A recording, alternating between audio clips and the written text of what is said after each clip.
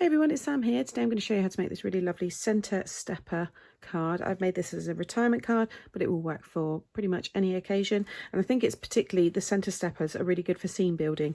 You can see here, I've added the flowers. You could have all kinds of different themed icons, pictures, stamps and dies all kind of built up in that area there. I think it looks lovely. You've got space on the back there to be able to write your message, and I've also made the matching envelope with the wax seal, and I do all that at the end of the video. So let's get started. So this is the centre stepper card die set that I'm going to be using. You will need a larger die machine for this one.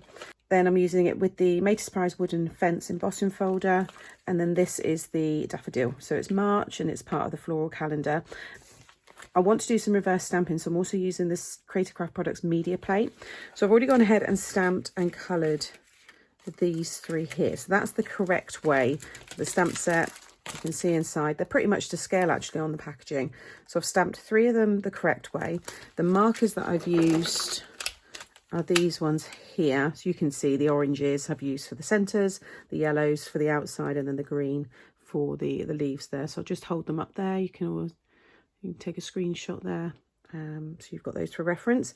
So then you'll see I've got this one here which faces the other way, and this is doing reverse stamping. It's very, very easy to do, so I'm going to show you that in a moment. I've already gone ahead and cut the main die, so this is how it all looks, and I'll go through the folding in a moment, and I've already cut one of the layers there as well. So this is the media plate here. So it's just this large rubbery big stamp basically.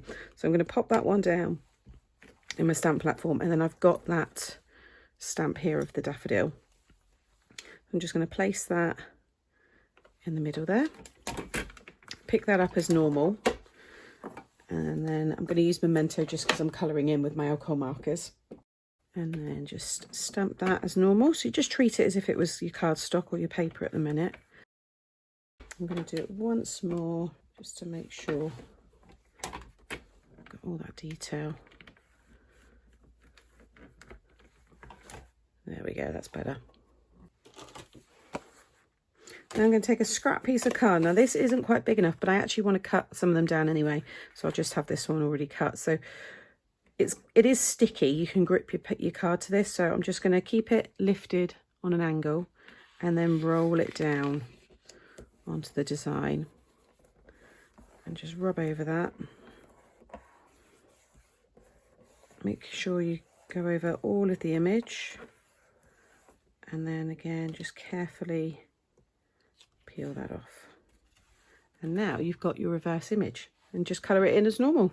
Okay, so I've coloured that one all in, and then to cut it out you get your die in the set, and because I've used alcohol markers it bleeds through the back, so I'm just going to line this up with the image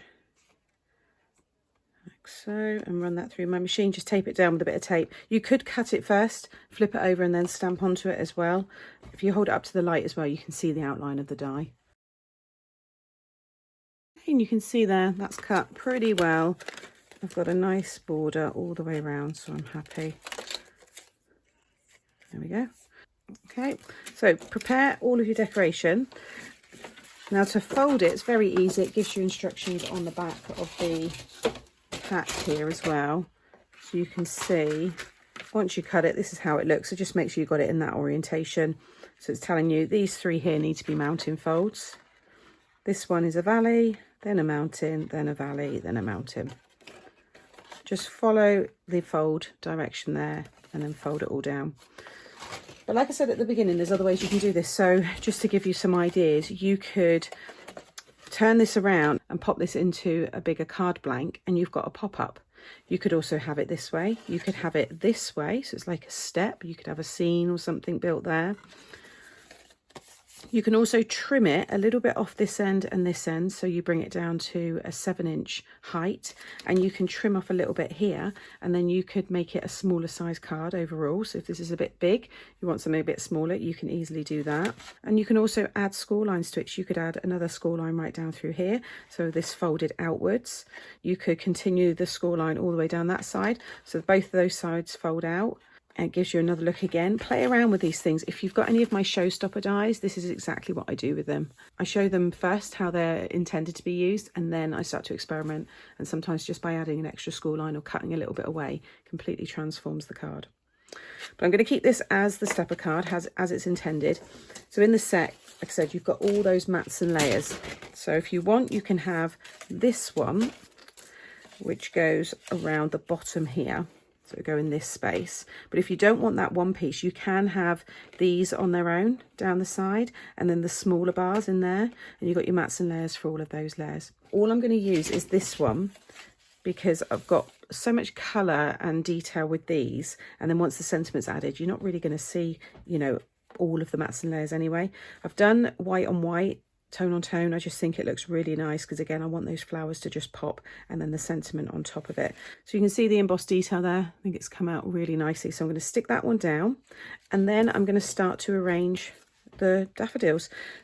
I'm going to cut, you know, the ends off of most of these. I'll have one that's a bit taller than the rest. Make sure you keep it within the height of the card there, otherwise you'll need a bigger envelope.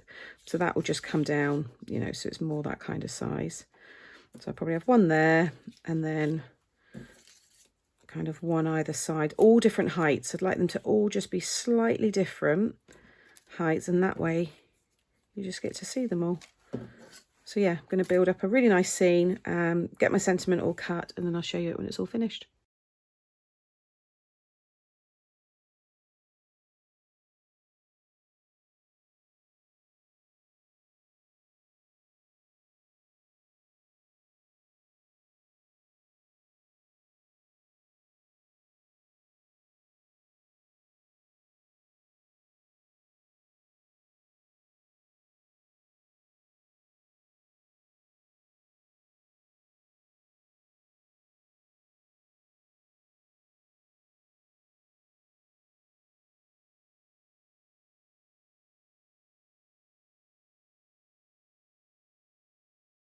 So there is the finished card. I thought I'd make this a retirement card. I think it works really well. And that's using the retirement and the enjoy your, so it's the one at the top there. It's the bold sentiment stamp and die set, so you get your dies and the stamps there. So that's all ready. I've got these ready-made envelopes in this creamy colour. I've got about 10 of them left. I just want to get them used, so whenever I make a larger card, I'm using them. But I think the cream, it all kind of works together. So I've just stuck down these 3 stamps here. These are just old ones. So I'm just going to use my Happy Mail stamps and pretend to frank them. There we go. And then I'm going to use this one here so I can write the time and date, and then the airmail. And then I've got the wax beads that have all been melting there, so I've done the gold again just to tie in with the yellow. Just pop some wax paper underneath. I'm not going to be sending it yet. Oh, and I just realised I've got the happy birthday one there. I want the Happy Mail stamp seal there. Put all the wax. I don't want mine to be a perfect shape. I never do. I like them to look, you know, natural. So I'm just going to leave that now to set. Okay, so once you're happy that that's all set, just carefully peel off your seal. And there you go. Happy Mail. Isn't that cute? And then you can still seal it as normal with the gum on the back there. So thank you for watching today. I hope you've enjoyed this stepper card idea using the daffodils from the floral calendar. And for anybody that's already got this set, then I hope this has given you some more inspiration. And like I said, lots of different ways. You can even have this as a, you know, portrait style as well. Orientation doesn't have to be landscape. And I've got lots of stepper card tutorials on my channel as well, where you don't need any dies, so you can still create something very similar. All of the product that I've used you can find by clicking here. Make sure you subscribe to my channel, that way you won't miss out on any future videos. And I'll have the floral calendar playlist coming up here, which will have eventually all of the stamp sets of that from that collection will all be in that playlist. So lots of inspiration. See you all again soon. Bye.